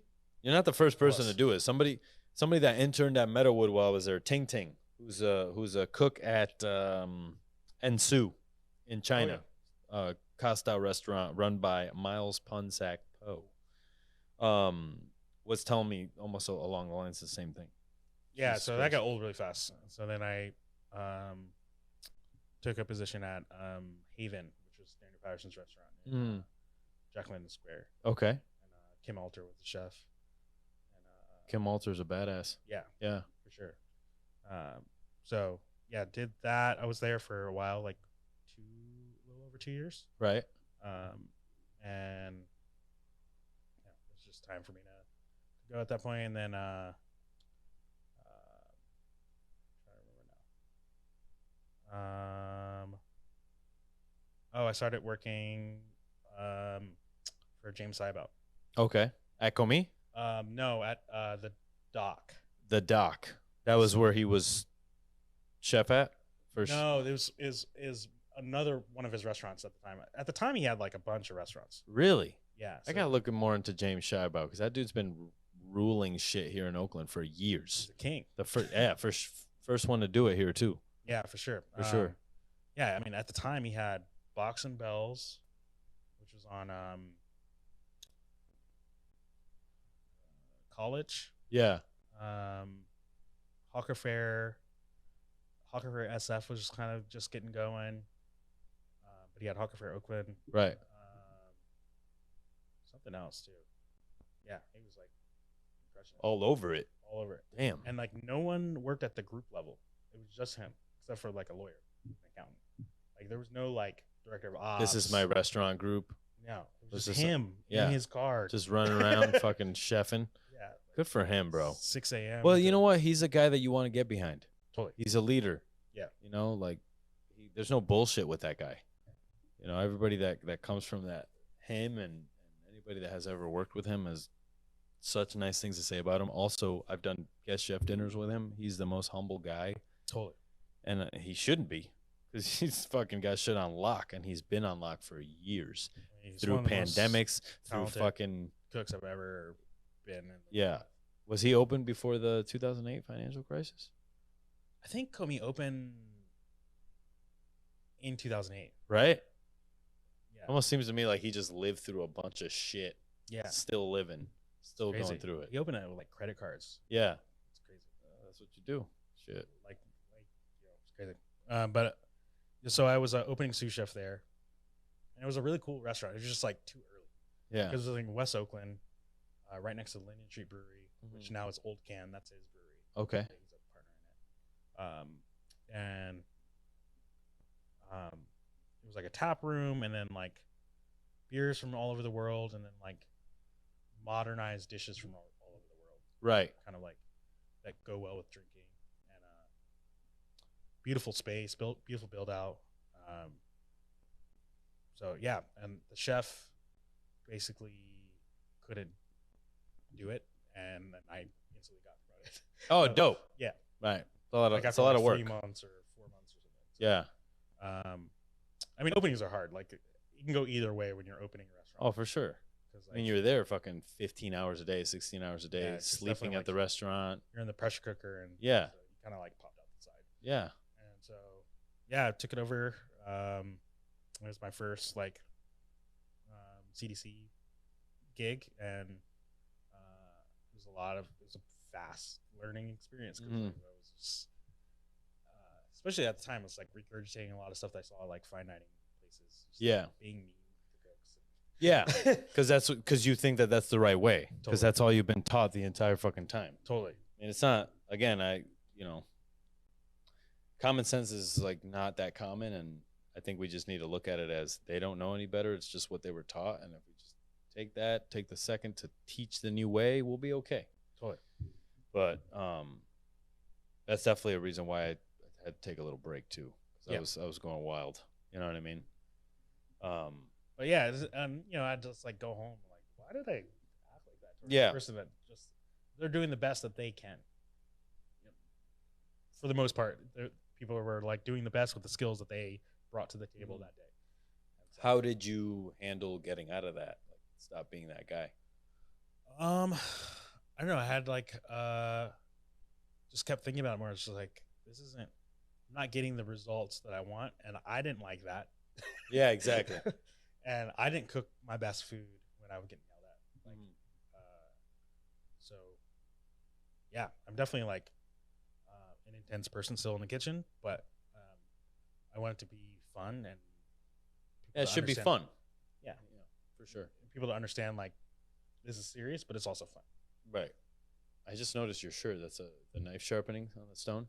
Yeah, it's a Burnell Cutlery. It's a Burnell Cutlery shirt. Okay, shout out Burnell Cutlery. Yeah, for sure. Made it longer than the Town Cutler.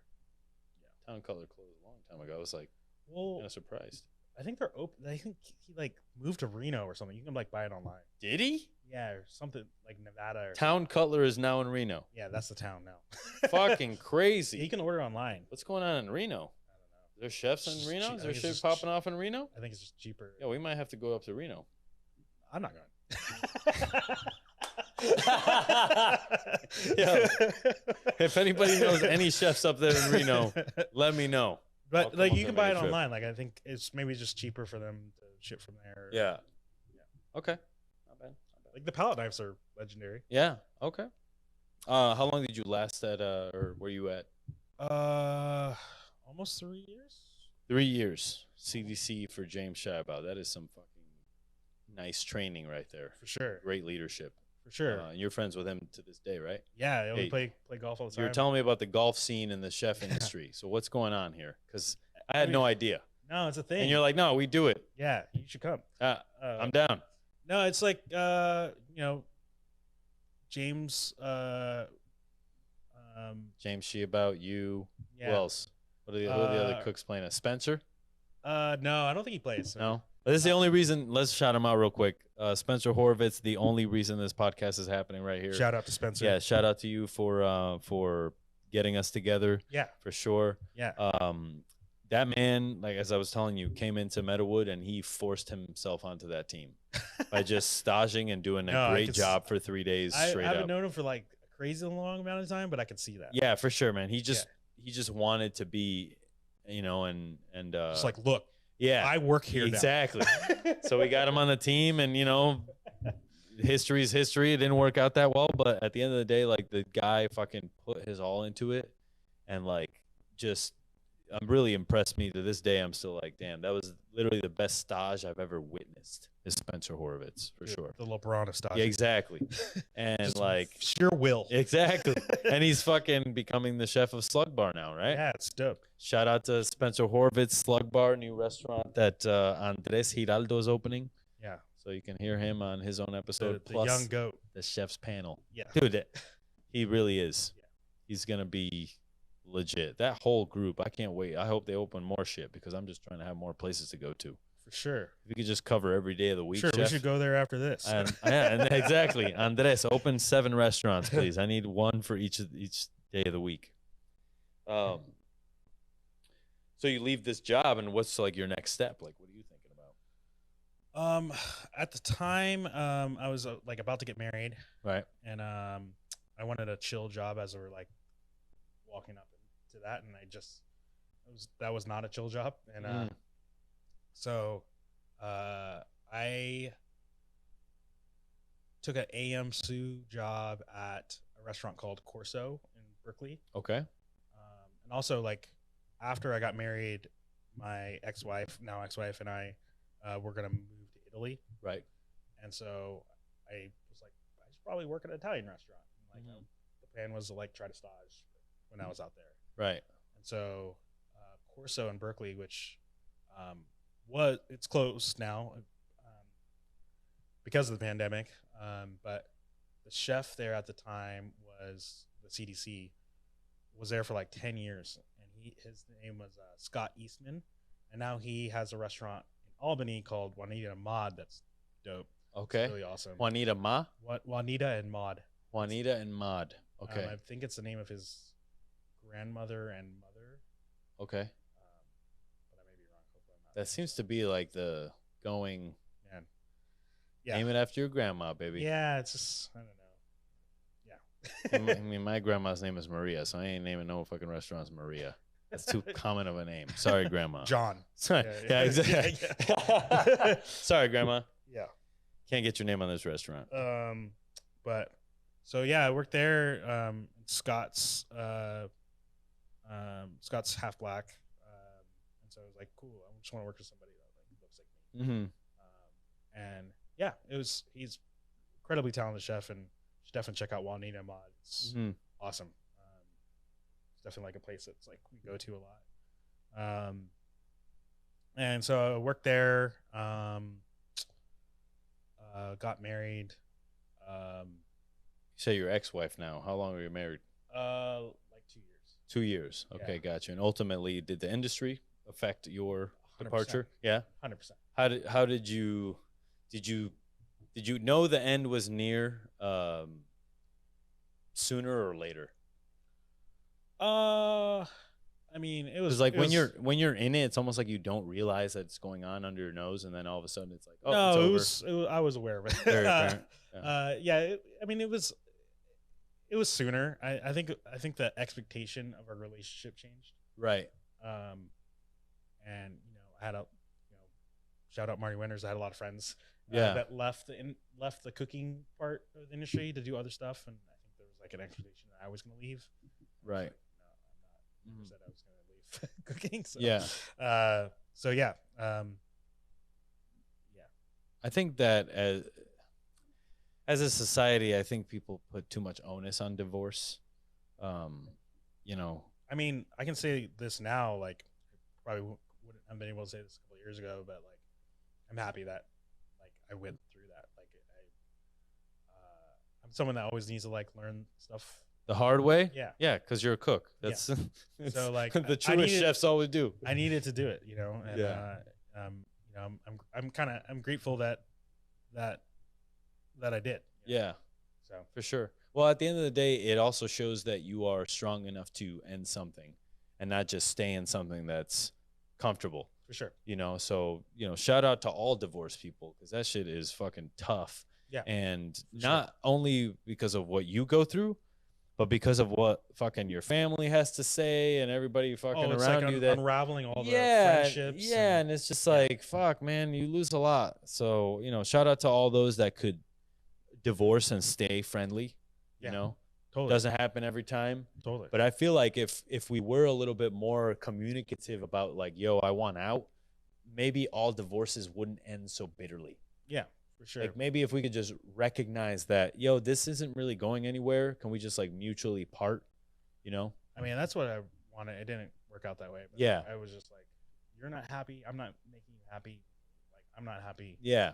But it became like a bigger thing. No, I hear you. I mean, I've had those breakups too, where you're like, hey, I don't think I'm really making you happy. This probably isn't the right thing. But because you're so emotionally connected, and you've made these promises in the happiest of moments, like we're gonna be together forever, and exactly, like shit like that. Like I couldn't even imagine unraveling bank accounts. That's crazy. Yeah. Like I never done that shit before, but that was the hard part of it. Yeah, I'm sure. I'm a cook, so there's not that much in there. So. Exactly. Yeah. But yeah, because you can always trust your cooks to be like, fuck that bitch. It's all right. You'd be like, yeah, you know what? It is okay. You know what I mean? Like, shout out to cooks everywhere. I'm sure your ex-wife is not a bitch, but just it's a, example.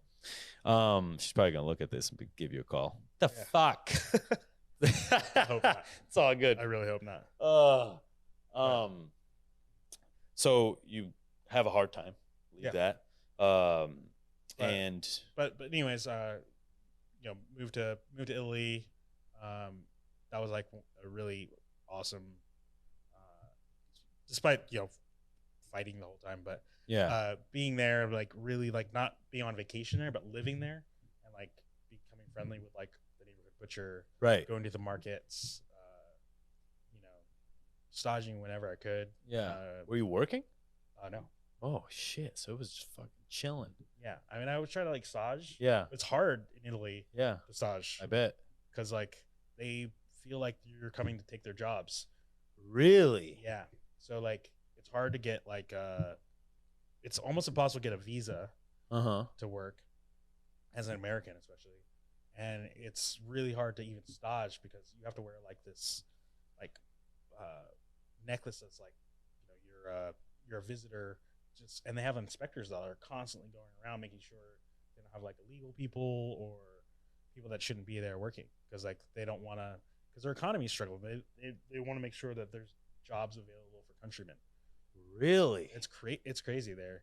And so like it was really hard. I thought it was gonna be like, cool, I'm gonna go like stage for weeks and do X, Y, and Z. It's like, no, like 6 hours. Like this is usually when the inspector's not here. You can come in this 6 hours and like don't touch anything. And it's like, really? Yeah. And how are you communicating? In English. Right. And broken Italian, a little bit of Italian. Right, just like kind of picking it up. Got you. Yeah. Okay. How long did you live there? Almost 6 months. Okay. And then when you come back, what was the plan? Did you have a plan coming back, or was it like, let's just go play? Well, I didn't have a plan when we left, mm-hmm. but when, starting to run out of money towards the end, I was just like, I was like, okay, let me like try to get a job on Instagram, like at an internet cafe. Yeah. So I took over Corona Burger on Piedmont Ave, which was at the time Chris Carner's burger spot on Piedmont, which was, it was a weird place. Mm-hmm. But at the time, I think it was doing like some really like important food for Oakland, like really thoughtful salads, really using the best ingredients to make everything, including the burger and everything. So making everything from scratch. And it was just like it was a hub for Oakland and the wine community and stuff. So it was a cool place. Where you other than the Mexican spot we went today, where are some places you're eating in Oakland when you're not doing a podcast or cooking? I love Belotti on College Ave. Belotti? Yeah. Bilotti? Belotti. Okay.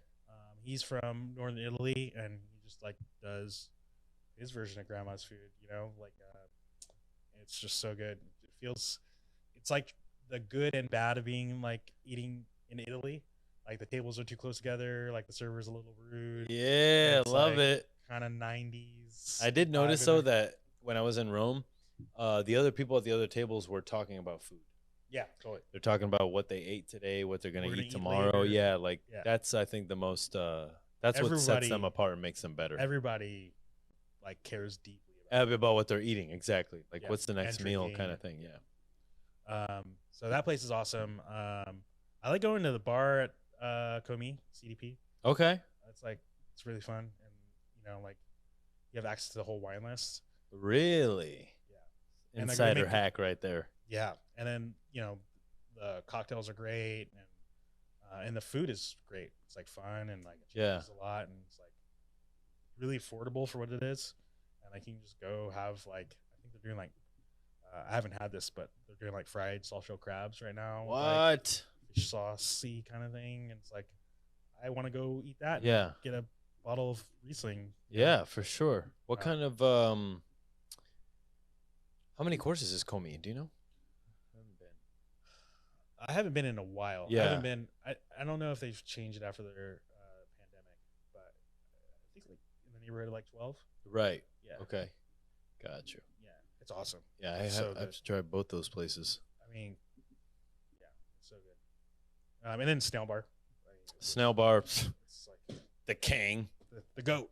Fucking James Shea about 30 years ago. Yeah. Fucking Yeah. Andres Flores taking over Oakland. But yeah, there's lots of cool places. Cool, a lot of cool neighborhoods. Yeah. I feel like Oakland is just has so much more juice of like those kind of places than San Francisco. Yeah. Ever. Like I was driving the other day, and some lady was posted up in a parking lot doing she had a table and like a grill set up, and she was doing like cheesesteaks like in this parking lot, like grilled over wood fire. I'm like, this is like only in Oakland. I don't think that Oakland's really like paying attention to food licenses and shit when it comes to things like that. You could just kind of Wild West. You can you can do anything out here. I feel like anything. They just have like, for sure. Murder. Yeah. We have that on record here first. Don't be killing nobody, man. Years from now, they're gonna be fucking showing this shit on YouTube like he always was saying it. Should have known. Yeah, Oakland's it's got that like that spirit, like that hustler spirit, right? And so it always has like a chip on its shoulder. It's like you can see the city over there, and like but we gotta like grind it out over here. City sucks, bro. Let's be real. Yeah.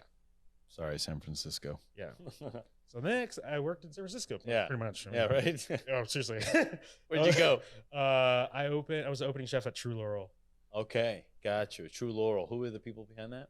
Lazy Bear, the Lazy Bear. Lazy Bear people. Okay, so David Barzilay. And then Nick Torres was like the barman at Lazy Bear. Got you. And so they partnered up. Chef Kim Conroy. Pastry. Oh yeah. Shout out to her. Yeah. Yeah, I don't think she's there anymore, but no, she's not there no more. Yeah. I think she's doing her own thing now, but she won Rising Star last year, art of plating. Incredibly talented. Yeah, super good. Shout out to her. But yeah, part of the opening team there, like, and that was like a really cool thing to like be really immersed in the opening there, and I was there for almost 4 years. And 4 years. Yeah. Damn. Yeah. Straight up. That's awesome. That's a fucking good. It's good learning curve of leadership. Yeah, for sure. We'll say. You don't really get that leadership training until you put in the time. Definitely. There's a lot of it's about like staying patient too. I think that I learned that most, like, because starting to like after I got over like the first year, I'm starting to look like a year out. Like, cool. Like, I want to try to get the team here in like a year. So yeah, I like that. That makes sense. Sometimes you're trying to like get lost in right now. Yeah, the monotony of the day, and that wears you out. There's no way. Like, definitely, you have to be looking. Yeah, especially like with the new dishes. It's like new dish day is Wednesday. Yeah, it's like, well, how about the dish isn't ready yet? Let's do it Thursday. Yeah, or let's do a couple tonight. Next week. That always killed me. It was like, why do we need to do a full launch of the new dish? Why don't we first give it to a few guests as a gift? Yeah. Right. Yeah. Then you can put on 5 as a special. Yeah. Then you put on 20 and see how it does on a busy night. Oh man, that's the worst. Like when you're like a cook on the station, you like walk in, like chef's like standing at your station, like scratching his temple, like, oh, I've been thinking about like, it's like, no, please not today. Yeah. Exactly. He's got like a whole salmon on the table, like looking at it, creating chaos. Yeah, it's the worst. God damn it, it's the worst. Creating chaos works sometimes to achieve the pressure of something like a championship game. Totally. That's where it comes from for sure. I was just talking about recently, like the idea of a friend of mine like worked at Camino like during the kind of the peak. Yeah. And they're changing the menu every day, and just the chaos that. Yeah. Like, and waste, not to mention. Totally. It's and it's like, why? Yeah. Like, this dish will be good tomorrow. The same people aren't going to come back. Who are we doing this for? Yeah. Like, are we just our ego, chef? Yeah, it's crazy. Yeah. It's crazy. I hear you. I could understand like a week, maybe. Yeah. Maybe. Well, there's like the French Laundry. They change their menu every day, but then after They have a playbook. knowing people, yeah, exactly. Knowing people that work there, it's like, oh, you guys do the same techniques, just with differently every day. You know, it's not like all new. Yeah, totally. Like, get the fuck out of here. Who's doing that? No one. Yeah. I mean, there's lots of places that do, like Japanese. Yeah, I guess you're right. You're right. I couldn't imagine though just starting from zero though, and just being like, yesterday's ingredients are garbage. I mean, like, I'm all about new menu every day, but if you have enough mise en place to run that dish for the night, run that fucking dish for the night. Don't. I mean, Cyrus is kind of like that. Like, you know, throw away stock. Oh, really? Yes. Fire up the stocks, bro. That's not good. No. Yeah, that's what we need to get to. I'm curious. There's this guy from Silo in London. It's the first like no waste restaurant ever. I'm curious as to how they do their shit. Yeah. Because that, like, hearing to me of a zero waste restaurant, I'm like, how do you do that? I'm not saying it can't be done. I'm just saying there's how. I mean, are they like the onion ins? Like, are they composting it? Yeah, I don't know. There's always too, like at Meadowwood, we learned this. Farmers just don't want this endless supply of compost. No. Like, I always thought, like, oh yeah, just compost it. It's like they don't need all of that shit. You know what I mean? Yeah, they use it like 3 times a year. Yeah, exactly. Yeah. So at Meadowwood, we just had this huge mound of fucking. They had to like stir it and shit. So it's just like a fucking waste of labor. So even if you're throwing it away, thinking, "Oh, I'm gonna compost this," like it's still labor on somebody's end. Totally. It's still a waste of time on somebody's end. Yeah. So maybe just don't eat that 8-egg omelet. Yeah. If you're only gonna eat 4 of the eggs. Or like trim up your duck breasts so it's perfectly square. Exactly. Exactly. Like the meat bin at a 3-star restaurant is ridiculous because you're filling that thing 4 times, the Big Bain Marie's, with just meat scrap. And then you turn around and you're like, literally, people are starving. And that's another part of the reason why I'm just like, I just can't. Same. It's not sustainable. So I need to learn from these people, man. This Silo and, Harbor House Inn, like, all those dudes are really sustainable. Like, they don't order produce from their produce companies, all from the farm. Like, I'm trying for Burdell, trying not to use any produce companies. Yeah. It's tough though, man. And it's like, and even the farmers get fucked over so much that they have to put their shit with the big purveyors, Yeah. Definitely. Feed Sonoma is a really good purveyor company. That, yeah. I mean, their shit's really expensive, but at least like they're paying their fucking farmers. Definitely. Yeah. Definitely. Like, farming is one of the hardest jobs in the game. Like, we always like complain, and it's like, chefs ain't shit. It's the farmers who are fucking doing it. And you go to the farmers market and then you hear like people like $2 a pound. Yeah, you're like, come on, bro. Hey, let's get down to $1.75. It's like, dude, this is so cheap. Like, it's like they're trying to send their kid to fucking college, bro. Yeah, let them do what they do. They spent half a year of their time to grow this thing. Yeah, exactly. Because that's the thing too. People are like, "Oh, what's in season?" It's like, bro, farmers are thinking 2 seasons ahead of time. Yeah, what's in season? Like, you have a luxury to think, "Oh, what's in season? What's available?" Because if those motherfuckers hadn't planned it, you wouldn't have shit. So it's like, you better fucking pay some respect for these people that are out there. Put some respect on their names. Yeah, dude. All the farmers that are out there planning, farming, fucking taking a risk on shit. That's the biggest thing for me. Like, a lot of the farmers too, they don't own the land. They like lease the land too. People don't think about that. From the government. Yeah. Fucking assholes. Yeah. All of them. Fuck Monsanto. Yeah. Fuck Monsanto. Right? Exactly. Yeah. So what made you leave this place after 4 years? Killed after this. It was just time to go. 4 years is a long time.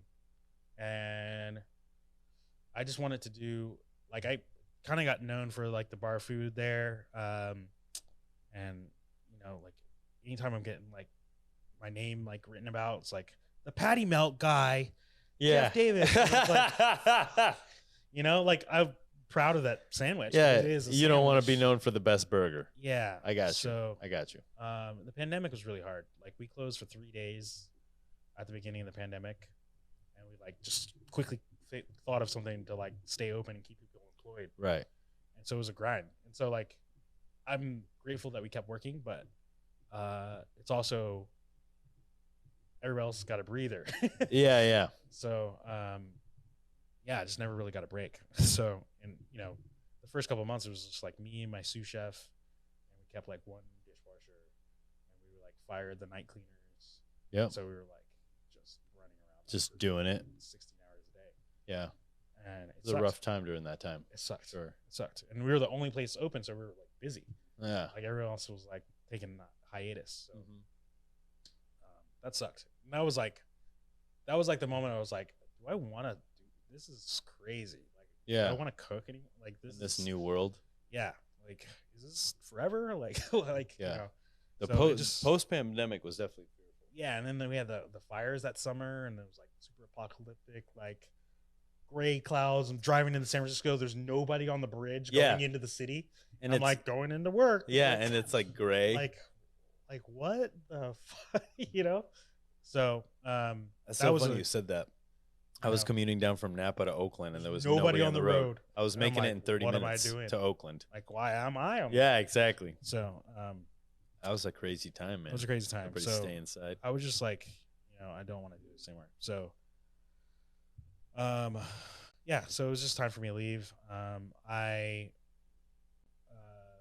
actually just started working around the corner at Penny Roma, which took over the central kitchen space. It was like Flower Water Group. And so I opened that restaurant for them. Okay. And just wanted to get another opening under the belt. You know Noah? He used to be a sous chef at Flower and Water. He's at It was weird because I worked at True Laurel, but I wasn't really like didn't really know those guys that well. Right. So yeah, I started working there in what was that? Like September of last year. And yeah, just got open. Quickly just got really busy and just like exceeding their kind of projections and stuff, and it was a busy restaurant, and yeah, just and like some real press, and then hopefully like them helping me do my own thing, right? And I just quickly realized that wasn't gonna be a thing, so so you bounced. So I bounced. Said I'm gonna do my own fucking thing. Exactly. So most times you don't need other motherfuckers, man. Yeah, it's like totally. Yeah, I learned that. Yeah, just the way we're trained though. It's like, yo, you need me to survive. You know. Yeah, you totally. Need me to succeed. It's like totally. And it's like I'm just, you know, I've been doing this for a while now, and like I'm just realizing that like I don't want to like just pass the time working for somebody else, and like literally for them in place of them. And it's just like it sucks. Like I don't want to. Yeah. I don't want to get stuck grinding it out. Well, you're just at that point. You're just doing all the things that they don't want to do. Exactly. You know.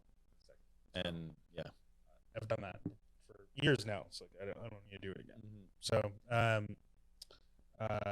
yeah, it was just like but it was good. So like I'm like you know, going full force in the Burdell.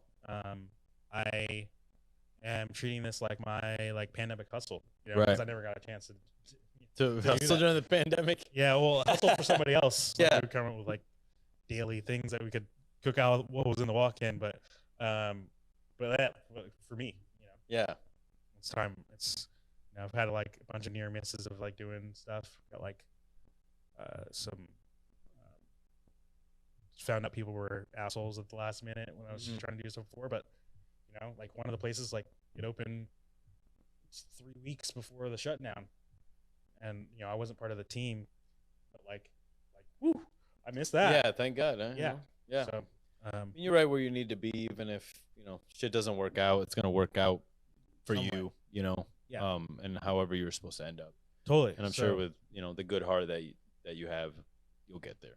Yeah, for sure. Like, but you know, it's time. I just want to like put a little like do or die like pressure on myself, and that's the thing with us, man. We have to. Yeah. That's the reason why I did the road trip. Yeah, I was like, I need to like validate to myself that this is like that I'm hustling for it, or else then I just feel like I'm sitting here doing a podcast and lazy. You know what I'm saying? Because like this, you know, is work right now, right? But it shouldn't, like, it's also hard for your brain to be like, this is work. Wait a minute. I thought we're just chilling. I thought fucking like running around and being crazy was my work, you know. So, but starting to even out. Yeah. So when do you see yourself sort of opening this space? You did the first pop up, so it's probably too early to ask. But I'm like looking for spaces pretty aggressively. Okay. So I don't want to pop up for a year. So you know, I'm hoping to lock something down soon. Yeah. And if you once you build that restaurant, get that going, do you want to build other restaurants? Do you see yourself kind of having 3 or 4? What is your goal? You know, like we were talking about before, like the overall goal is like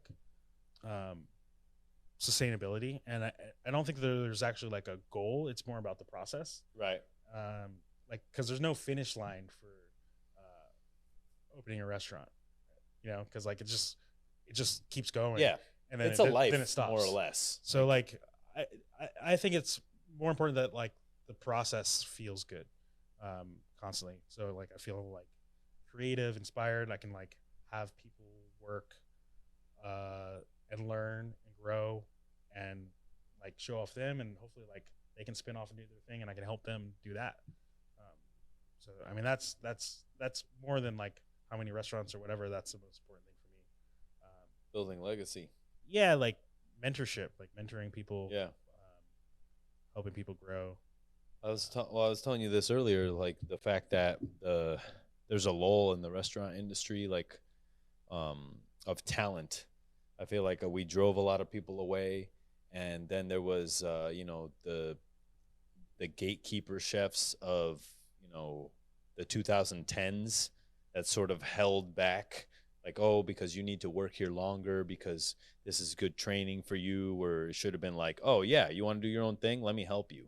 Totally. You know, but it became a lot of like, oh well, but I'm opening this other spot and I need you for this. Yeah. Aren't you going to help me? It's like you know, it's like making people prisoners to like, you know, yeah, like, yeah. oh, you gotta like, yeah, like, no, and like, but like making the mind fuck of making you make the decision to stick around. Yeah, like is crazy. And I hear a lot of restaurants go through this all the time. It's like, oh well, this person wants to leave, I'm gonna try to see if they want to stay. It's like, bro, if you want to leave, then get the fuck out. It's all good. It's all good. Totally. You know?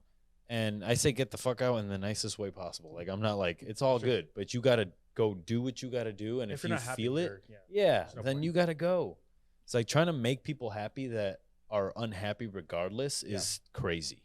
Like, that shit doesn't work, you know? And I've driven myself insane trying to do it for cooks that just, you know, need a little bit more love here and there.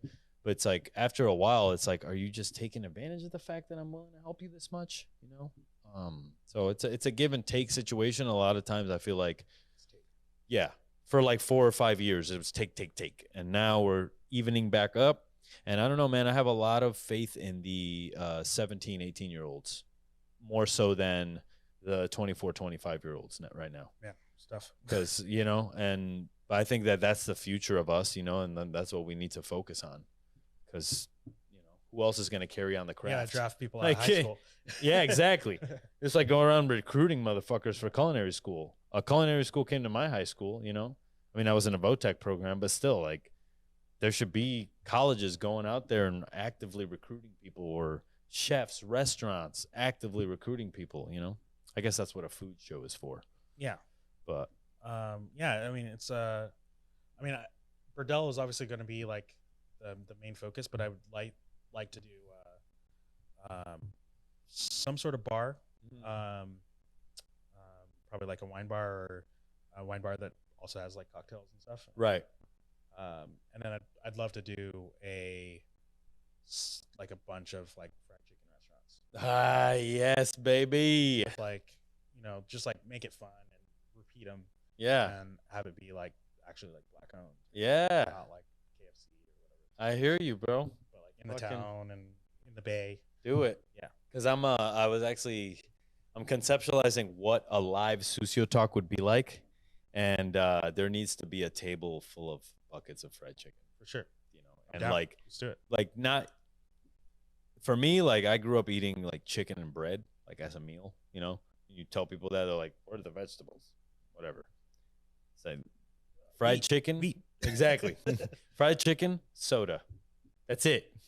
See, those are the refreshments for this fucking live Sucio Talk. Get your hands dirty, drink some soda, come sit down, listen to a chef talk shit. Yeah, for sure. Boom.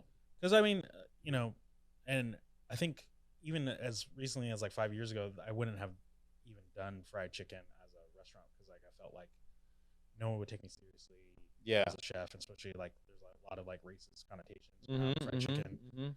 But it's fucking good. It's like it's delicious. It's like you kidding me? It's my favorite thing to eat. That's what I grew up eating. That's my dad's favorite meal will always be, you know. And I think that is a good point that you're making. You know, the new stage of culinary in the hospitality world that we're in is much more open to stuff.